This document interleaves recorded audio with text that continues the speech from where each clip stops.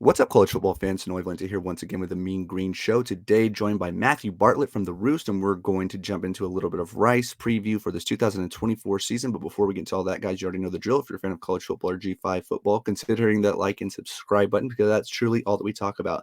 Matthew, I appreciate your time. Where can everybody find the coverage that you provide for Rice? Absolutely. Thanks for having me. It's always a pleasure, even with North Texas on the schedule or not. But we're at the Roost. We're on all your social medias. We got a Patreon as well for our subscriber stuff, practice notes, inside analysis, recruiting, all that kind of stuff inside the source for Rice football. So that's us and still going. Just going right into it. What are the expectations for Coach Mike Bloomgren going into year 7 with Rice? I mean, it's really interesting because I think that the outside world really hasn't caught up to what's going on at Rice. And over the past couple of years, I feel like we've started to see a real shift. It's going to be interesting when we get to media days in a couple days and we see where the conference media pegs Rice. And I can tell you Rice's expectations are going to be higher. And I think they might be right. Bloomgren became just the third head coach in the history of Rice football to go to consecutive bowl games last year. And this is a program that's been around for 115 some odd years. So they're going in the right direction. They lead in the returning production metric that Bill Connolly puts together, most returning production in the AAC. So you combine those two together on the upswing. This is a team that they expect not only to go bowling this year, but to be a team that could be in the mix and be feisty come late October, early November. What does EJ Warner bring to this team? A and B, are you surprised that Rice was able to land him after he put together consecutive 3,000-yard passing yard seasons at Temple of all places? Yeah, I thought that was really interesting because you have JT Daniels medically retire and the quarterback room. You got AJ Pageant who had won some games and been pretty solid for Rice, but you kind of knew that there was a transfer coming in. I kind of made my short list in December or whatever. I'm like, okay, here are the portal QBs. Who do I want selfishly? And EJ Warner was one of the top guys on my list. And then when I got word that he was coming to Rice, I was throwing a party. I was frankly surprised there wasn't more applause. He kind of flew under the radar. This is a guy who has led the American in passing yards in consecutive seasons. And well and good how many good quarterbacks have been in the American the past 2 seasons. So to lead that group is no small feat. And you've heard of his dad, NFL veteran Kurt Warner is not just going to let his son just go anywhere. So the trust that he has in the staff to develop him to where he wants to go and the proof on the field by JT Daniels and others, I think is the limit for Warner. And, he's looked the part so far, come in and just take into this pro style system really well. So I don't think this offense should miss a beat. I think this is a guy who should be, one of the front runners to lead the league in passing again for the third year in a row. And then maybe he'll get some respect. Do you know who Rice was in competition with when it came to recruiting EJ? I personally I thought he was going to go Power 5 or Power 4 in today's terms, but do you know who they were up against? Yeah, I don't even know if much of that has come out at this point, but I think that they're just happy that they got him. And when you have the proof from JT last year, you can say, "Hey, look, this is what a good quarterback can do in this offense with these NFL, coaches." Done. So, like you alluded to earlier, Rice didn't get killed by the transfer portal necessarily like a lot of other Group of 5 schools did. Why do you think they were able to retain so much of their production from the 2023 season? I think this just been an interesting part about the culture of Rice football since Bloomgren's gotten there. And I know like culture is like probably the most overused buzzword like in college sports. But if you look at the retention rates that this program has had over the past 4 or 5 years, they've always been really good. And just on the recruiting front too, once the guy commits, he sticks. I think they've had maybe 4 or 5 decommitments in 7 years, which is insane for a group of 5 program. When one of, Texas or somebody comes knocking in, January because they need a spot to fill, like Rice has been able to hold on to those guys, which has been pretty impressive. So yeah, they didn't have a lot of attrition. A bunch of guys that are there have been there for a couple years, and they kind of feel like they've laid the groundwork, right? Like they were the guys who brought Rice back from a 1-win program, from a 2-win program to a program that can contend for the conference. So I think there's a more appeal for guys that have put in that sweat equity to go be the guys that get this program over the hump than to go transfer to, you name it, lower tier P5 program and contends. Because Rice has lost some guys to Power 5 programs in the past couple years, and for the most part, it hasn't really panned out how those guys had hoped. I think most of them would have rather stick at Rice.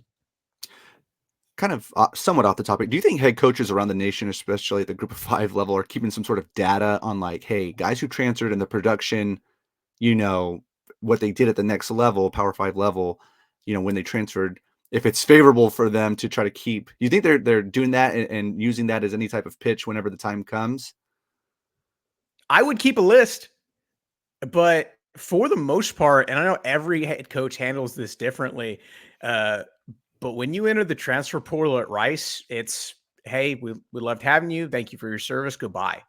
I really can't think of anybody who has entered the portal under Bloomgren and returned.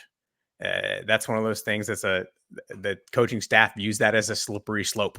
Like, are you in or are you out? And if you're telling us you're out, then you're out. I think maybe that has helped police some of the guys who might have thought about flirting and decided not to.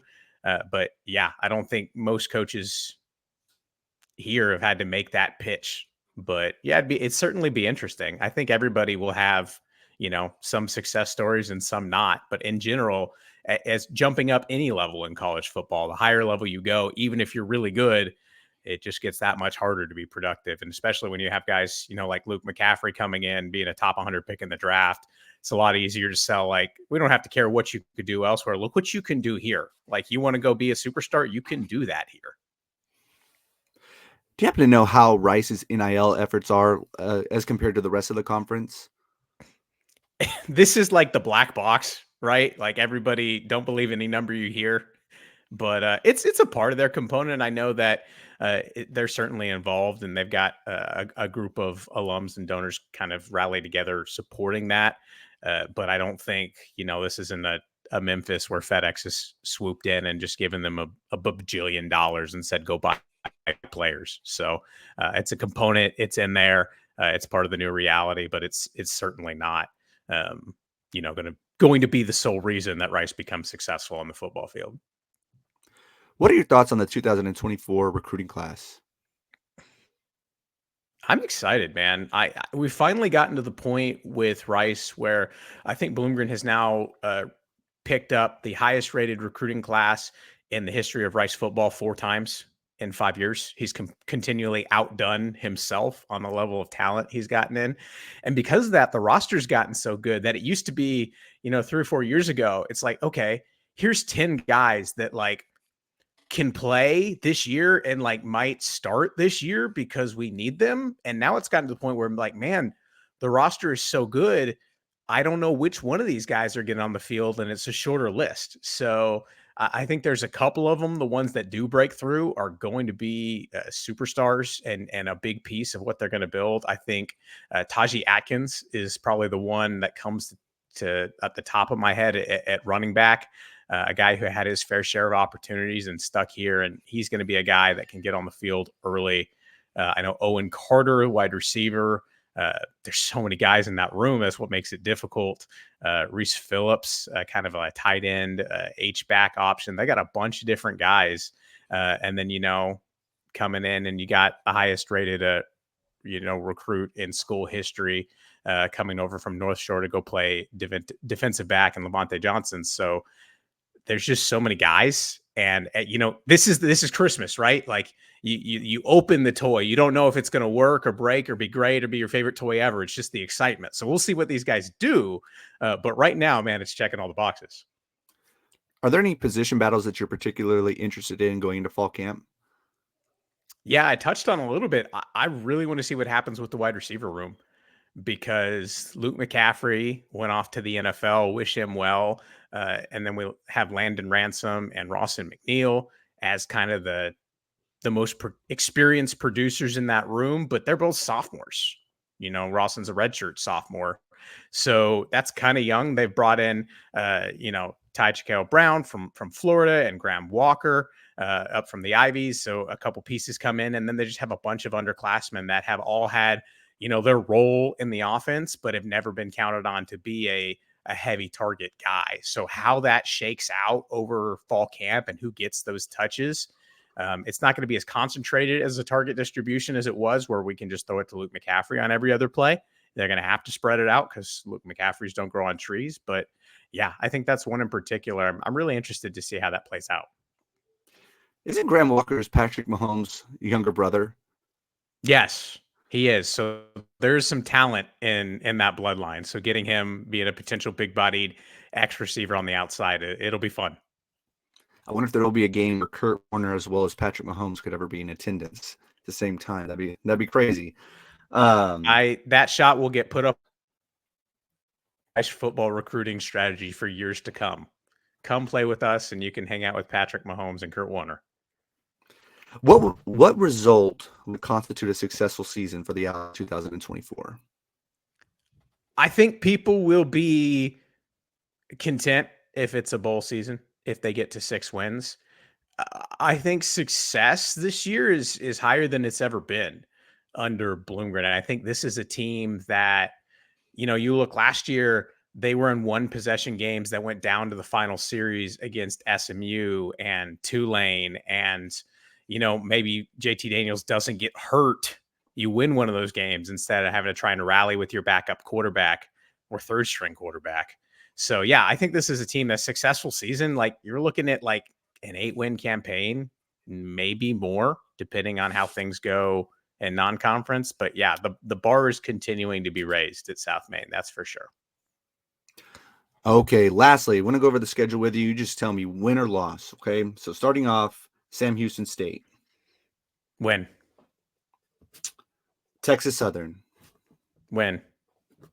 At Houston. Win. A lot of people have said win on that. Like unbiased, I'm not saying you're biased, but I'm just saying non-Rice affiliated. I wonder what the spread's going to be when that opens up. I would imagine, I think last year Houston was a 2-touchdown favorite. I'm sure it'll be like 10, 12 points again. They'll be the favorite. It's across town at Houston. I don't know, man. I think that's the indicator of where we find out, is this a special season or not? Because there's no shame in losing to a Power 5 program that has more talent than you. And I think on the roster, I don't know. It might be interesting. You could make an argument at some of the key pieces. Rice has a more talented roster. So yeah, we'll see. I think it'll be interesting, but Rice wins that game. Heads up. Rice was the only team in the American last year to beat a Power 5 program. So they could do it again. Yeah.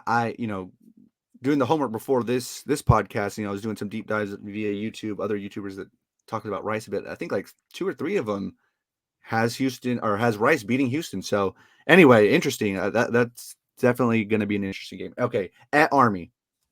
Win. Charlotte. Win. UTSA. See, this is where it gets interesting, because I think that this is a year that Rice can split the 4 hardest games they'll have: UTSA, Tulane, Memphis, and South Florida. I think between those 4, I think they get 2. And I couldn't tell you who it's going to be. Maybe we'll give UTSA and wins at home, and Tulane and Memphis the losses on the road. Tulane and Memphis losses at home. UTSA and you said South Florida wins. Yeah, I think they get 2 out of those 4. Okay, you can shake it up. I don't know, but Tulane. I don't think. Did we say a loss if we're saying 2 of 4? Oh, sorry. I thought. Okay, Yeah. okay. Gotcha there. I think that they should beat UConn, Navy, and UAB. So that's an 8-4 Yeah. season. Yeah, 8-4. I think if That. you look at that, I don't know how a Rice fan would not be happy with that. And if things go right and you finish out one of those 2 games you didn't last year, you go 9-3, and one of those losses, heck,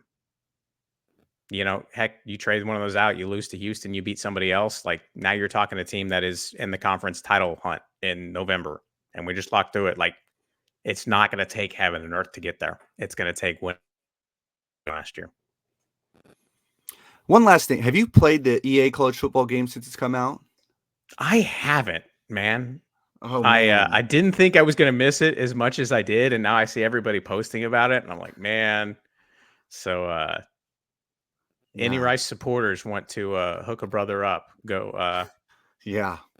Yeah, I heard Let's do that. it. It's quite the investment if you don't already have the console. So, Yeah. well, hey, Matthew, I really appreciate it. Thank you so much. Good luck with all your coverage coming up for football season, and I'm sure we'll talk again soon.